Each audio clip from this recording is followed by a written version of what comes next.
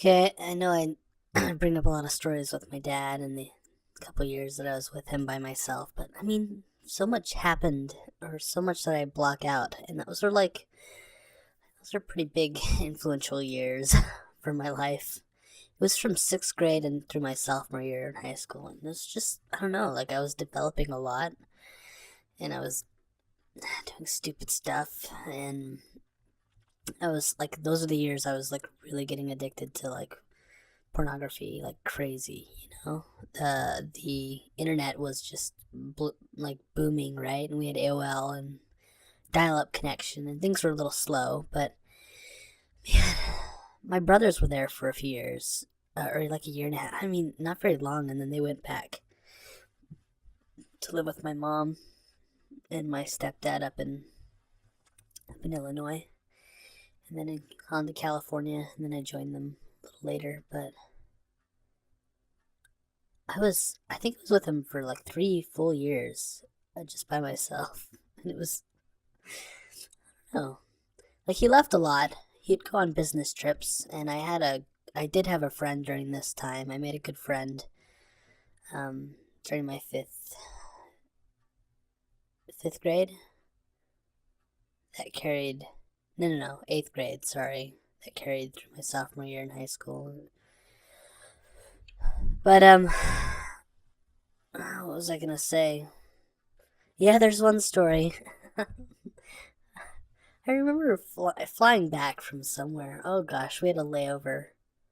I just, I swear I was ignorant to my dad drinking. I just didn't know.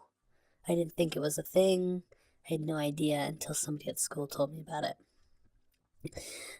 But I remember being at a layover, and it was time to get on the plane. My dad was like, "I'm gonna go do something real quick." Okay. I remember the plane they're about ready to close up, and I waited for my dad as long as I could, and I'm like, well, I better get on the plane. I don't want to miss the flight. So I get on the plane. And for those of you who have seen Home Alone 2, Lost in New York, you'll know what I'm talking about, but I flew on this flight without him. And I show up at this airport without him. And I remember calling my best friend, his mom at the time. So man, it must have been my freshman year in high school. I'm like, my dad didn't make it. Can you come pick me up? And they were the sweetest people. They totally came all the way to DFW airport to pick me up. Uh, I remember, I don't know, just, I remember my dad just feeling bad. But things didn't change. It's like he's still left at nights, which I didn't mind. I was like, hey, porn, yay. Like, for me, it was great, for a time. But then those nights got really lonely, That only went so far. There was a lot of nights where, he'd go on business trips or whatever, and I'd have to go spend the night at my friend's house. And there were some nights where my dad was home, and I'd stay over at my friend's house with his mom. She became a mom to me. She passed away a few years back from brain cancer, but I mean, and that was super sad because she totally was my mom for a time, and she took me under her wing.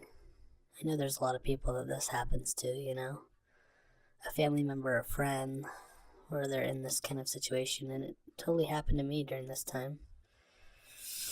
Like my, man, so much to talk about. I mean, remember all the different girlfriends my dad would have? Not the, not the most awesome choices there. I think one of them was one of the articles in a Playboy magazine. Um, very great. I guess people will describe some people would describe it as like trashy. Probably just probably not the easiest. I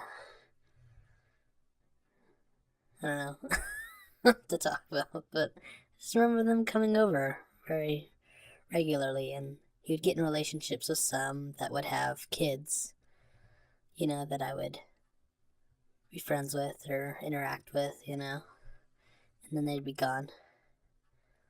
Um, this all happened after his second wife and him divorced.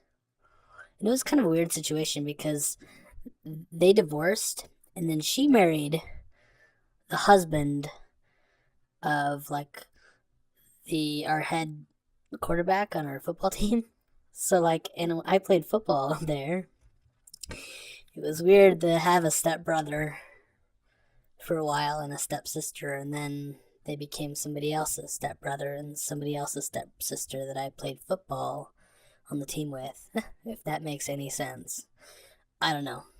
It's kind of weird to deal with that. And then that's when I would have people um, that told me that the reason why they got divorced was because of the alcoholism.